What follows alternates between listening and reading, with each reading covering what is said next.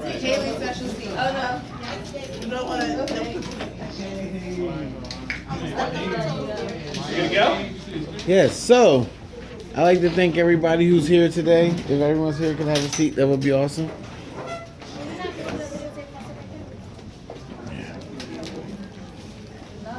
So we're going to start talking about our rights, okay?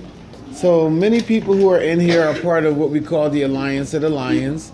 And what the Alliance of the Lions have always been talking about is their rights of a student. So one of the rights of a student says that they want to learn what they want to learn and that the people here at the school is going to help teach them. So what they asked about was understanding about their rights to vote. They wanted to know what the process was about. They wanted to know who are we voting for. They wanted to know when can we vote, how do we vote, and we reached out to one of our teachers who was here that had that information, which is Mr. Hostetter. So today, Mr. Hostetter invited us into his classroom so we can get a clear understanding of the voting process. Imani and Paul were very influential trying to help pull this together, so let's give a round of applause to them.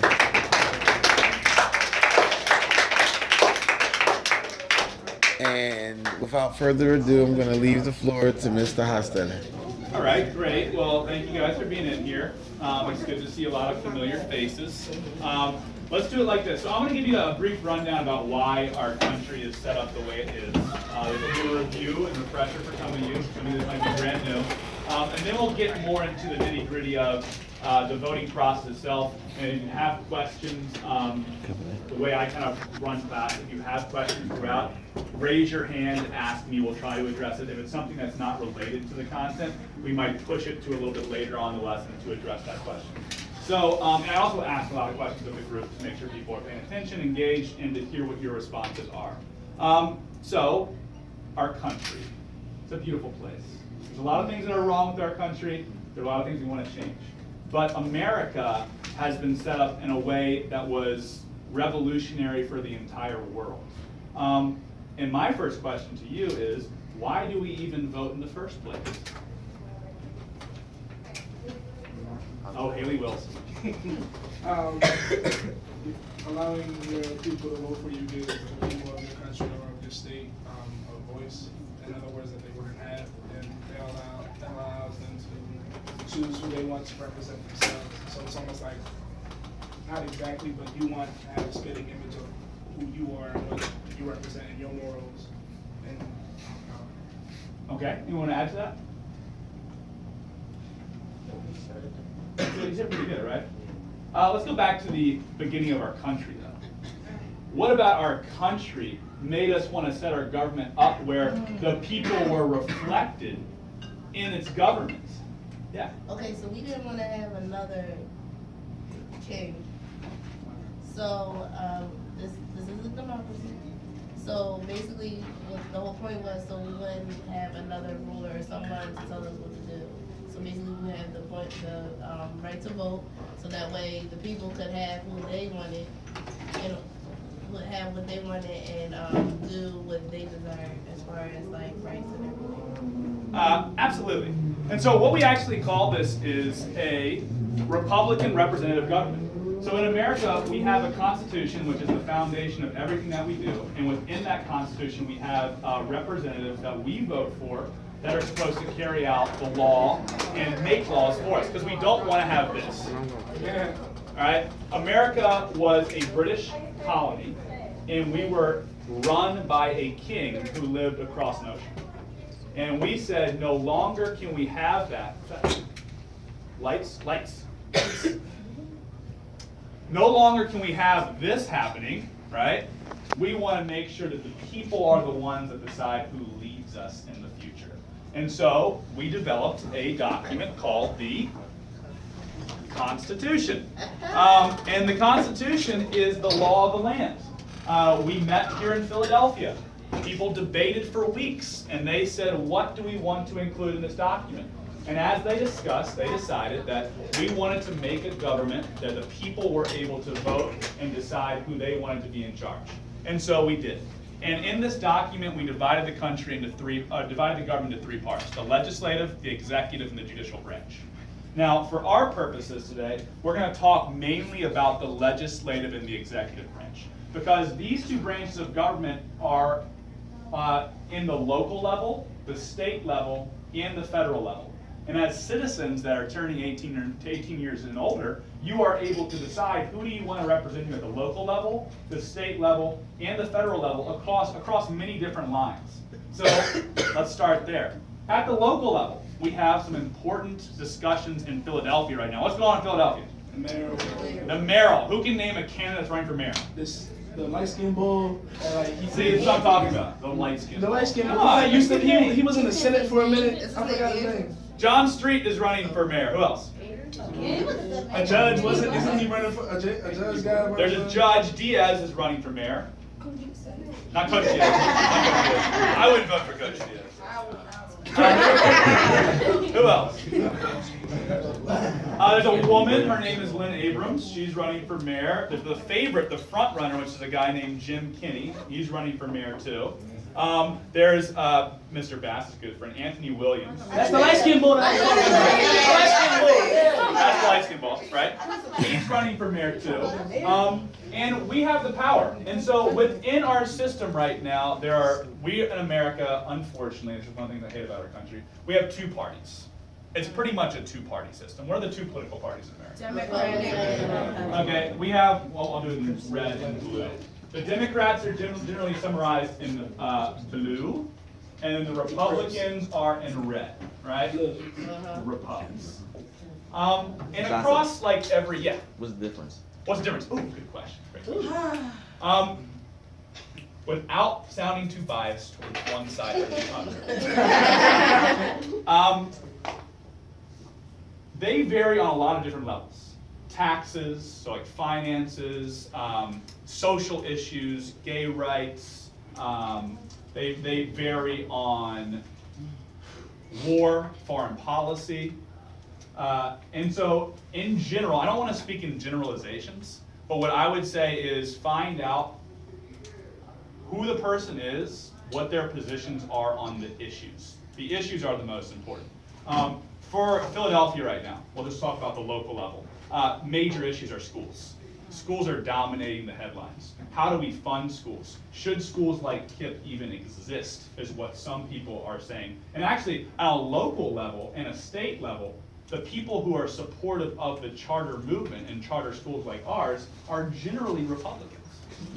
Yeah, which is interesting because I think in most, personally and politically, I tend to lean more towards the Democratic side. And it varies on the issue. So again, local issues are different than state issues. State issues are different than national issues. So I would say, to answer your question, Brandon, really look at who the candidate is and what they stand for. On a national level, these issues come to the forefront. So in general, Republicans are in favor of much less government. Okay, they want the government to stay out of people's business. Whereas on a national level for Democrats believe the government has a more serious role to play in the everyday lives of people. So the government needs to support the poor and support the people who need more to climb up that social ladder.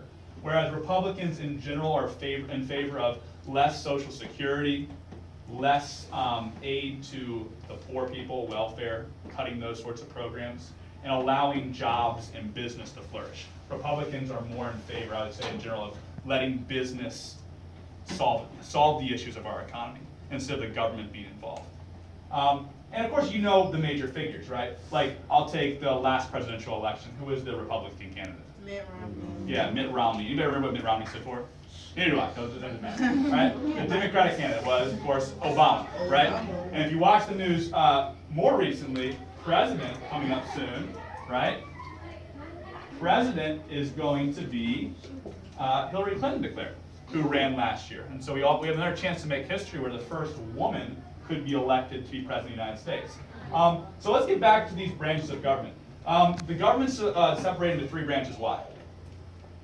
So they can balance each other. So that It's a balance. It's checks and balances. We don't want one person to become too powerful, because if we do, we're going to have, again, this situation where there's a monarch or a king controlling our country. And we don't want that to happen. So what we said in America is, or the founding fathers, all those old white dudes, they said we have to separate our government into 3 different categories. The executive branch is going to enforce laws.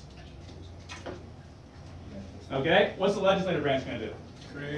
All right, they're going to make laws. And then the judicial branch is going to interpret laws. Yeah, and so when we think about the judicial branch, we're not going to focus on this branch as much, but they're the ones that are in charge of figuring out if something should continue to be legal.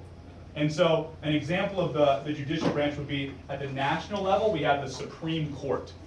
And the Supreme Court, when a case gets taken to the Supreme Court, I'll give you an example one you probably heard of, Brown versus the Board of Education. Right? That was a Supreme Court case that ended up deciding that schools should be integrated. Whites and blacks should be allowed to go to school. There were laws in this country for a long, long time that said whites and blacks must go to separate schools. But the Supreme Court interprets the laws. I'm not going to read it over you, but interpret is up there for judicial. Okay, so your vote. Why does your vote matter? Your vote, oh, one second. I'm not taking your vote important. I was going to make sure that there's nothing really important. Okay. Your vote matters in the next couple of years a lot. A lot. Because you're going to be deciding local, executive, and legislative issues. You're going to be deciding national, executive, and legislative issues that are going to determine the direction of our country. And that's what our founding fathers had in mind. When the citizens get out and vote and make their voices heard, we can make change. So let's focus on the executive. The executive at the local level is the mayor. That election's coming up in November. Next November? Yeah. But in May, if you're registered to vote, you get to vote for, and really at the local level in Philadelphia, no Republican's ever going to win. It's just not possible. I don't know if there's ever been a Republican mayor of Philadelphia. So what we're really deciding in May is who do you want, if you register to be a Democratic voter, to run for mayor on the Democratic side. Mayor Nutter is a Democrat. And we all love Mayor Nutter, right? No. Oh, I love Mayor Nutter. I think he's great. Mayor Nutter has to step down. He's already served as long as he can serve as mayor. So we have to elect a new mayor. And in May, if you're 18 years and older, you can vote for which one of the mayoral candidates you think should become the next mayor. And then the May vote's really important because whoever wins in May is going to be the next mayor of Philadelphia. All right? There's not going to be a Republican that beats a Democratic at the local level. If you watch the state elections recently, we just elected a new governor. What's his name? Oh, Wolf. All right, Wolf. All right, easy to remember, right? So we got Wolf here at the state level. Wolf is what party? Democrat. Wolf is a Democrat. The guy before him was a Republican named Corbett, kind of a jerk. He cut all of our school funding in Philadelphia.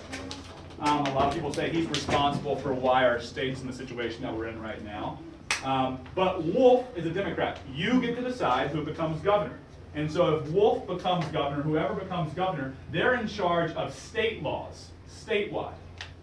Right? So, they're in charge of enforcing laws statewide. At the presidential level, we have Mr. Obama right now. Obama, again, is in charge of enforcing laws across the country. So the way our government breaks down is we have these 3 branches and we have these 3 sections, right? We have a national, state, and local.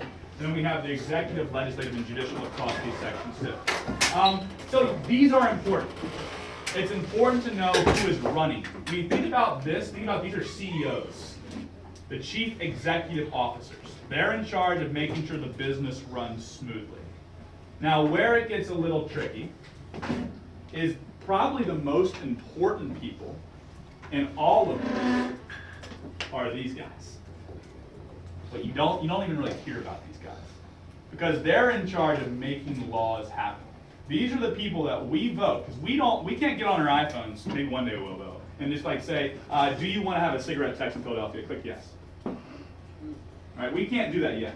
So what we do instead is we vote for a body that comes on here in City Hall, and they decide what laws the city should have. And so these people are called, not the local level. We don't even know. Yes, city councilman. This is called city council. Anybody know who their city councilman is? Curtis Jones. Curtis Jones is here in West Philly. To be honest, bro. See, you don't know. And the person who has the greatest influence on your daily life is your city council person. And so what happens is you have Philadelphia. I'll draw a quick Philadelphia up here. You have Philadelphia. Looks like Texas, right? You have Philadelphia, and Philadelphia is divided into little sections. And so each section, anybody know what district they live in? Philadelphia. Oh, Oh, no. Anybody, okay, fine. I hate doing this. Do you know what 26. police district you live in? 12. The 12, the 16, the... All right.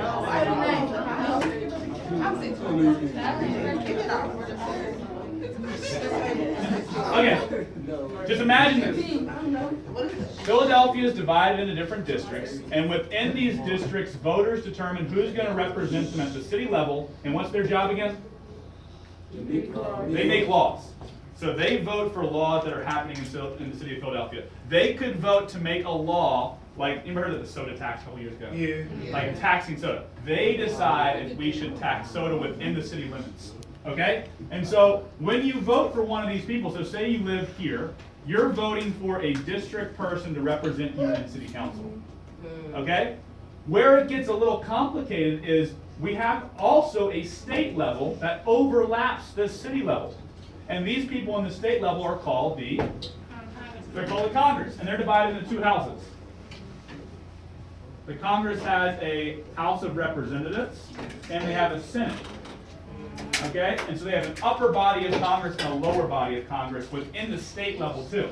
And so you're going to have somebody representing your district, say if you live right here, your district, but then you're going to have at a state level, you're going to have this overlap where you have somebody else representing your district at the state.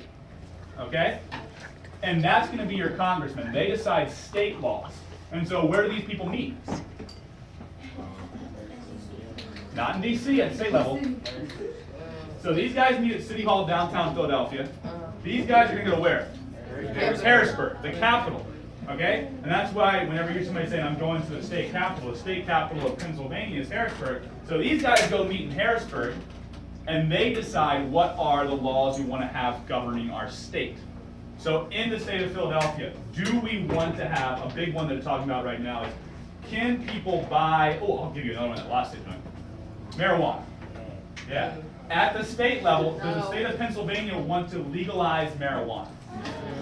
Okay?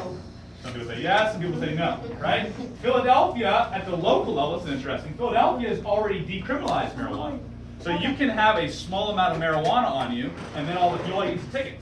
Before, if you had a small amount of marijuana on you at the city of Philadelphia, you would be brought into jail. And you could be locked up. But now the system's like, wait, that costs way too much money to lock people up for petty marijuana offenses, so we're just going to decriminalize it. Here's a ticket. Take a ticket instead. So the state is also in charge of making laws.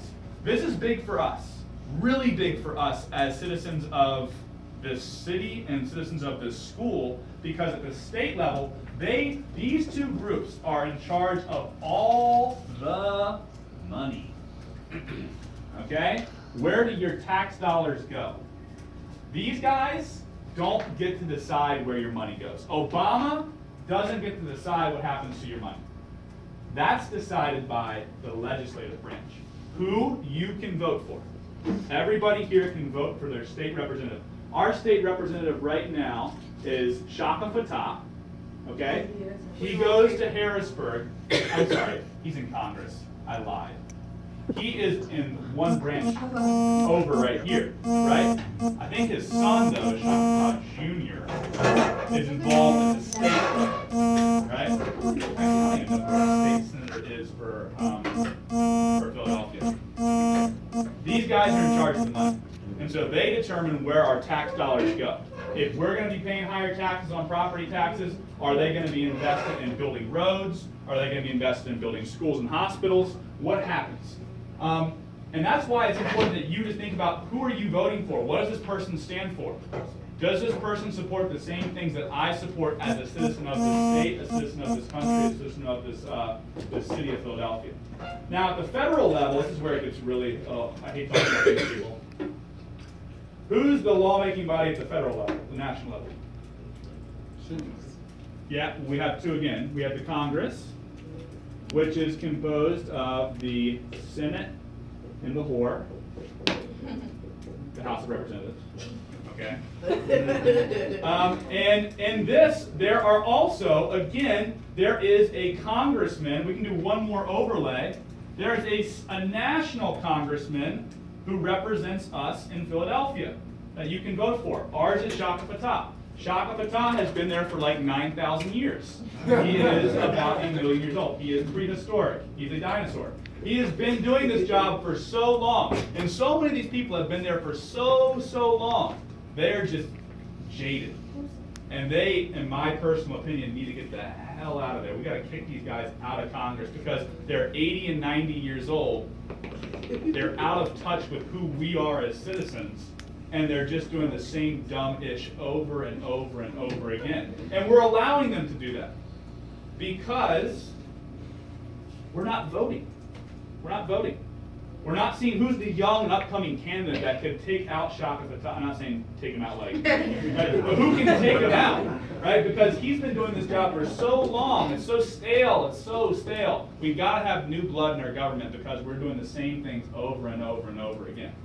So that's at that level there too. What's interesting, I don't know if you guys know this, but the judges, the judicial branch that went over there that interprets the law, at the local level, we actually elect judges. And so your votes, when you go to the polls and you vote, you can actually decide who's going to be the judge of the where you live. And so if somebody that you know may get in trouble, we're voting for who makes that determination, that sentencing, in our courtrooms. You get to vote for the judge. And guess what? I know nothing about judges. I don't know a thing about, and not many people do.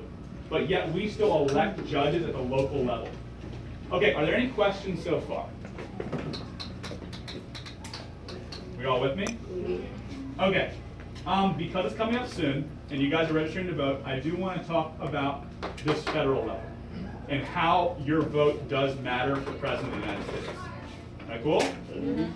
Are there, and there's no question of the voting process so far? Like, where do you go? You guys want to know, like, where do I go to vote? Is that like a question that you have? Okay. Where do you go to vote is usually it's a local school. And so depending on where you live and what neighborhood you live in, it's either a rec center or a school, a public building that's run by the city is where you're going to vote. All right? And just to recap, what you're voting for this year in May, if you're 18 years or older, you're voting for who's going to run for the Democratic place for mayor. It's called a primary election. You're voting in a primary, okay? But I told you, the guy who wins this primary is going to be the next mayor of Philadelphia. And there's not going to be a Republican. The city is way too, we call it blue. The city is way too blue, Democratic, for a Republican to overthrow the Democratic balance. Boom, boom. Yeah. Why do you have to be 18 and vote? Why do you think? You don't. Legally considered adult. That's considered you being an adult. Okay, why is that important? Because you're a minor. Who a child? You fully developed. Exactly. Cause they probably, cause somebody like, oh, I like your shirt. Yeah. I So like your shirt. I like your shirt. we've kind of determined 18 years and older is the age where people are able to make like rational decisions, right? And that's when you're technically an adult. That's where you can make a lot of adult decisions. So 18, if you are registered, you can vote in America. In other countries, it's 16, but 18 is what we've decided is like the proper age in America. Good question. I'm like, I'm 35, so. Yes. So, Me and my kind of the same age. what if you don't know which side you want to be on, like Democratic or Republican? Should you still go to vote for the Democratic mayor? So, yes, I think you should. I think that because in Philadelphia, the Democratic mayor is the person who wins the Democratic nomination for mayor is going to be the next mayor. You should make your voice heard by voting in the primary.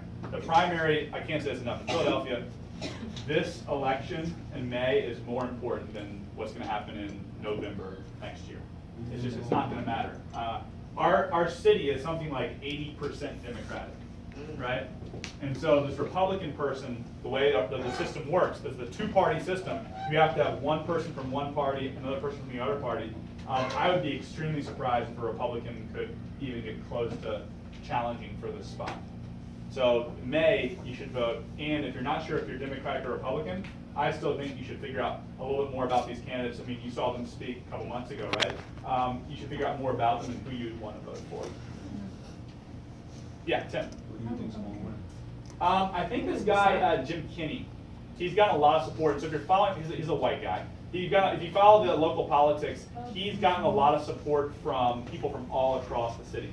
And so he's gotten a lot of churches, a lot of labor unions, a lot of people to get behind him. And those are like the powerful voting demographics where if you can get like a labor union, like a teachers union, to say, I support you, I want to give you your vote, that's like, what, in Philadelphia, about 10,000 teachers. If they're going to be all voting, that's 10,000 votes. Anybody watch The Wire here? I used to. Okay. Watch a show called The Wire. It came on HBO. It's probably the greatest TV show ever made. You will love it. It's fantastic. It talks about local politics. No, it's the best show ever made. Hands down. But good question. Okay. Let's go to this. So, anybody know what this is? It's called what? It is called a map. Javon, man, you must be going to college next year. So what, you want the numbers? What's the numbers? Yeah, anybody recognize the numbers, me? They're the electoral college. Yes, you guys remember something. Yeah. Okay, so these numbers represent a couple of things. What states do you notice have the largest numbers in them? The largest state. The bigger states. Texas. The bigger population. Yes, look how California has 55, Texas has 34, Florida has 27, okay? These can tell you a lot of information. But what this information is really telling us is the number of representatives that are in the legislative branch for each state. America is a representational democracy, which means each state, based on population, has a certain number of representatives. It would not be fair if Rhode Island, right here, see it? That teeny little thing right there?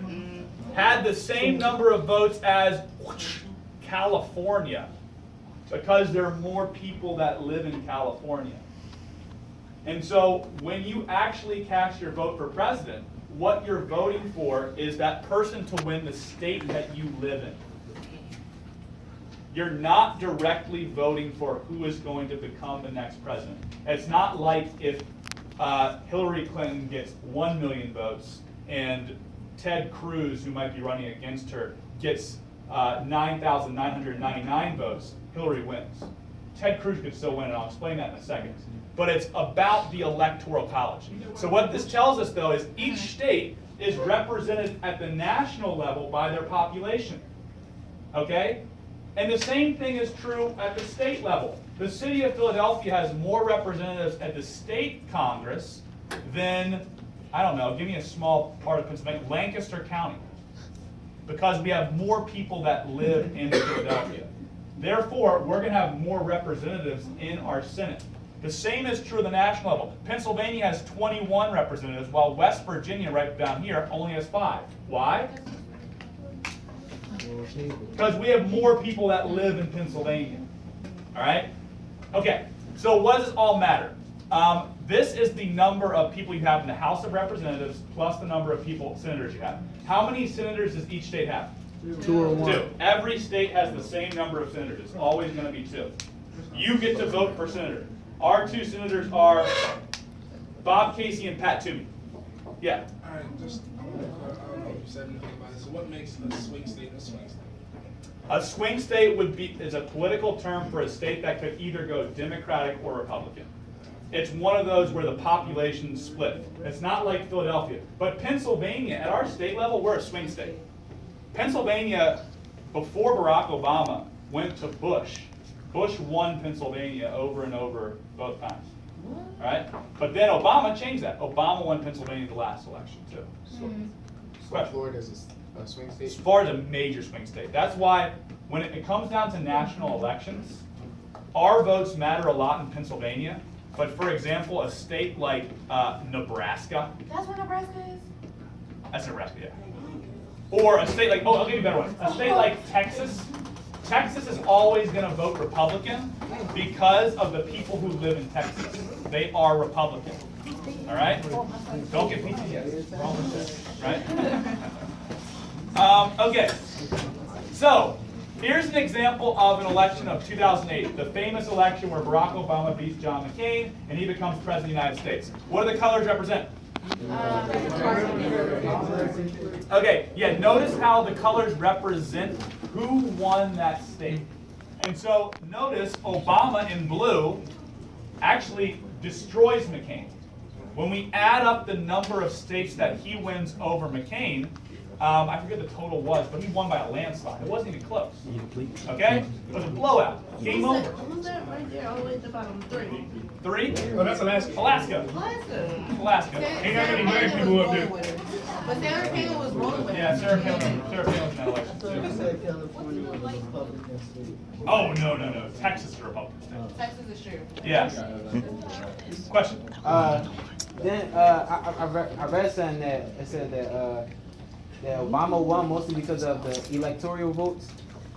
That's what we're talking about right now. Yeah. So Obama, when you look at the popular vote, so when we think about the election process, there's the electoral vote and the popular vote. The popular vote is the number of people overall in the entire country who voted for you. But that doesn't matter. It does, but it doesn't really. What really matters is the number of people that vote for you in a certain state. So for example, Obama wins. And what's interesting, we can go back in history and we can see the way these election maps change over time and don't change over time. For example, the South votes a certain way all throughout history. We can go back to 1840 and you can see the same states being won by a person from a certain party. So this is why the electoral votes matter. So each state's assigned a number. These are what these numbers mean. Okay? Imagine this. Imagine in New York, this is Gore versus Bush. This is the election of 2000, one of the most controversial elections of all time. Okay? And I'll talk about that in a second too. Anybody remember the election of 2000? You? Okay. You're probably pretty young.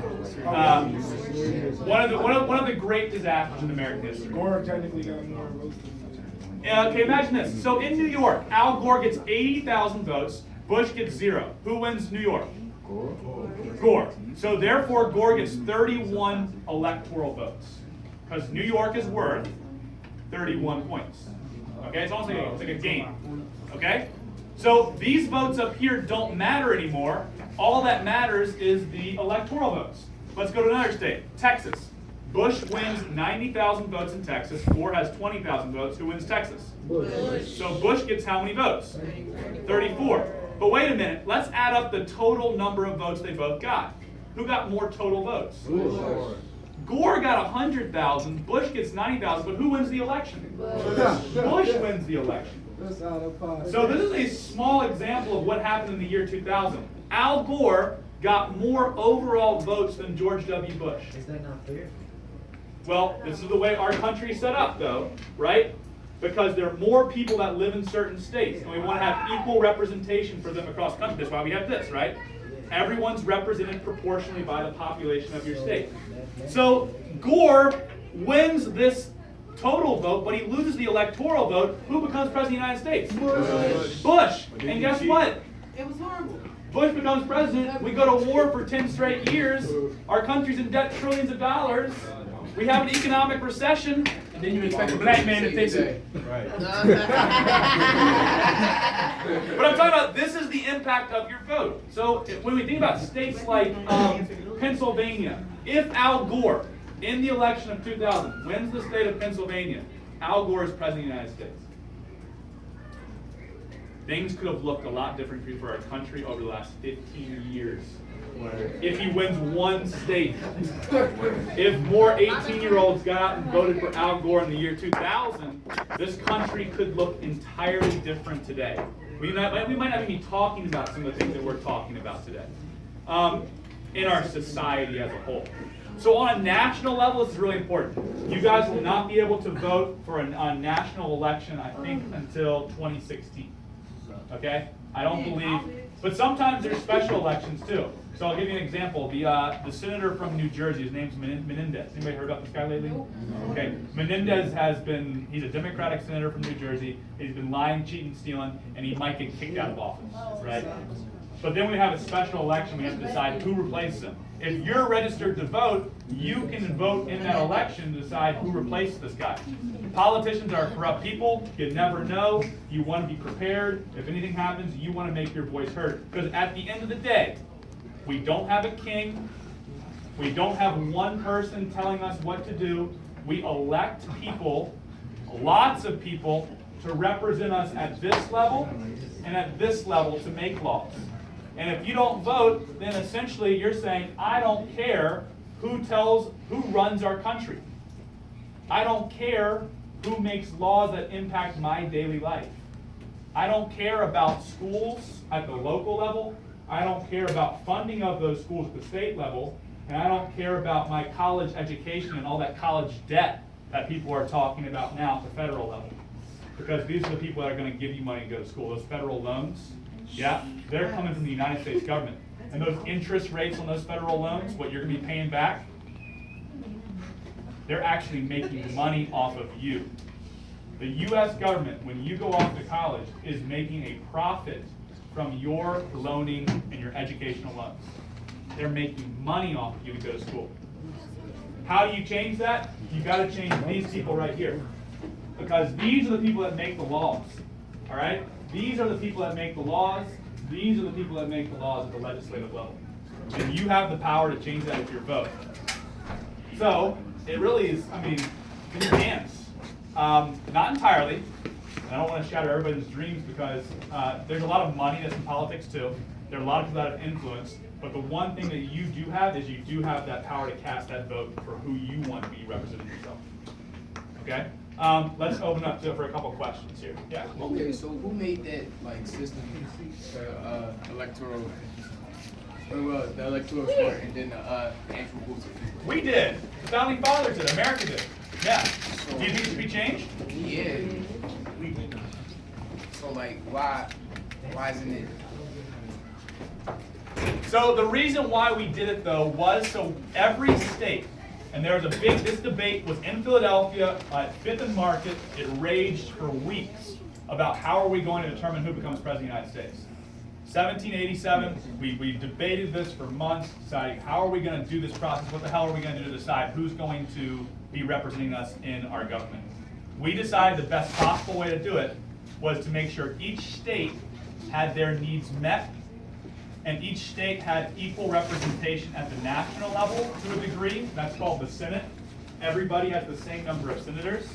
But we also want to make sure that every state, based on their population, has their voice heard. And that's called the House of Representatives. Okay? I'll get you back to you in a second. Yeah.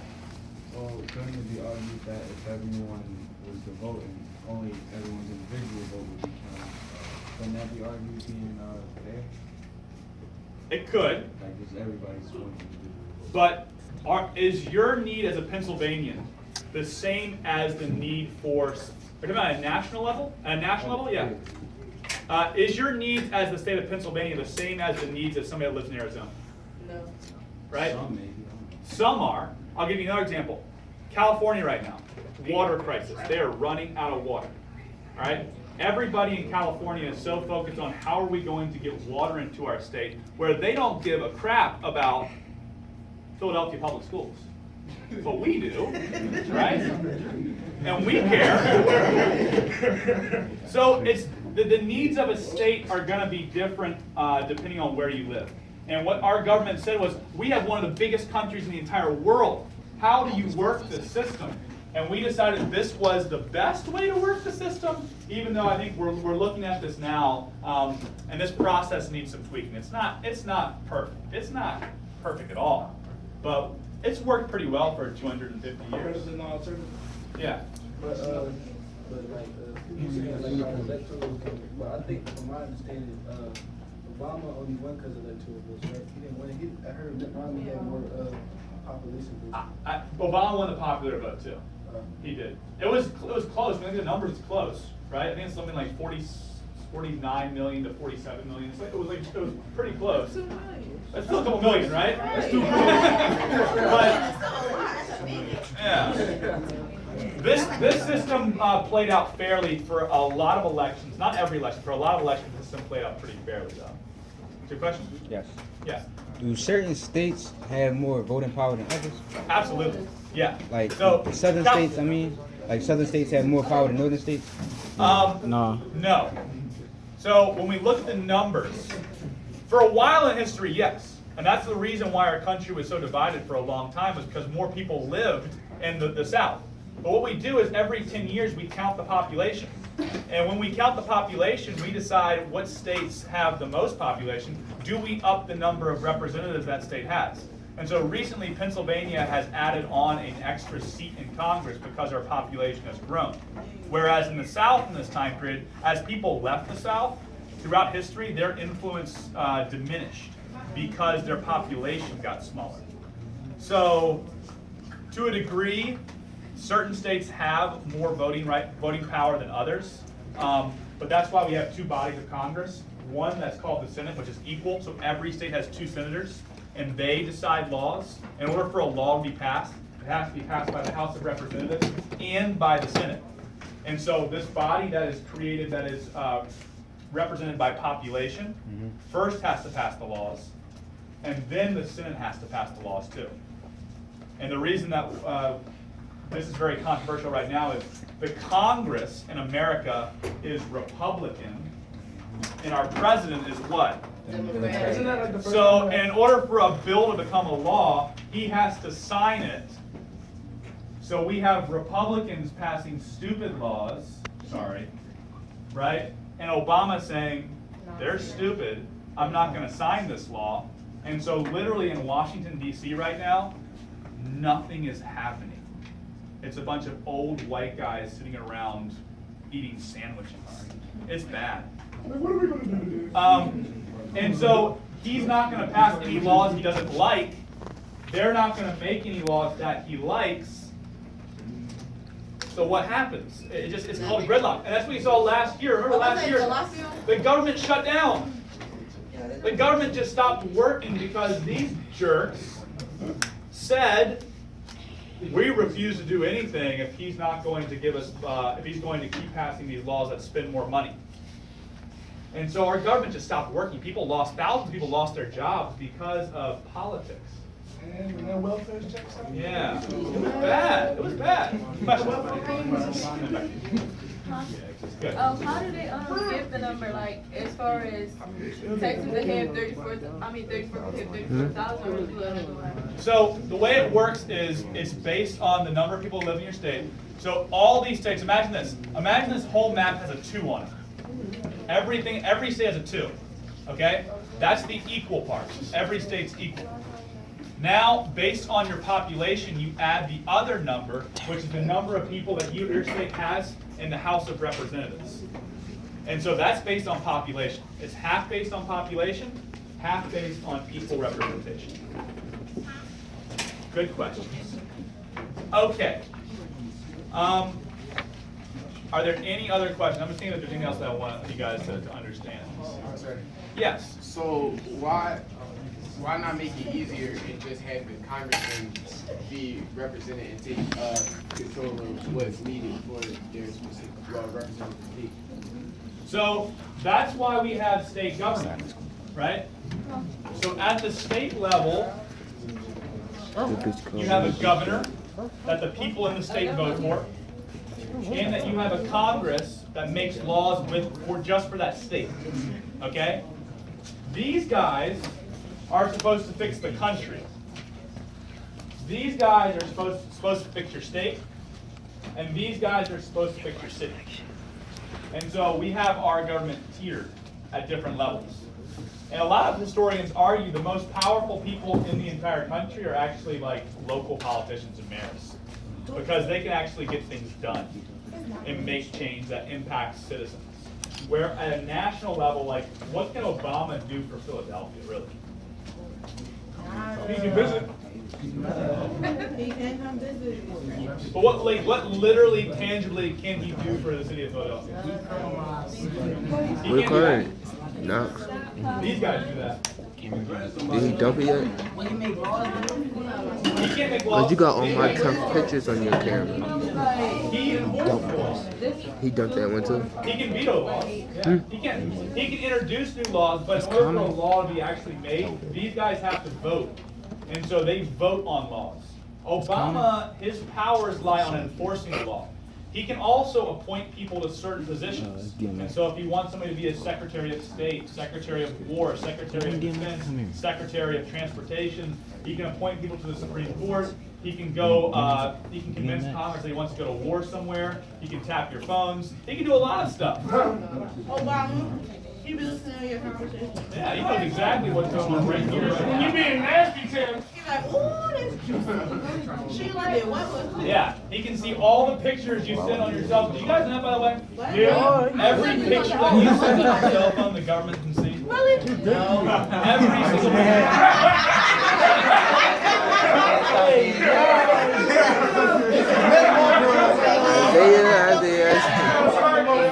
Isaiah. Why would you dump the card and not erase everything on it? So only send appropriate pictures because they have a database underneath in the desert somewhere in Arizona. They have all your pictures stored on file. Oh my. It's crazy. Some guy just exposed this Edward Snowden watch a movie. The mangoes are. All right. What you say you have? Oh, they have all your pictures. They know everything you do. Watch this movie, season 4. I'm telling you, it's crazy stuff. Yeah. First of all, it's over there, so Okay, so we had a question around.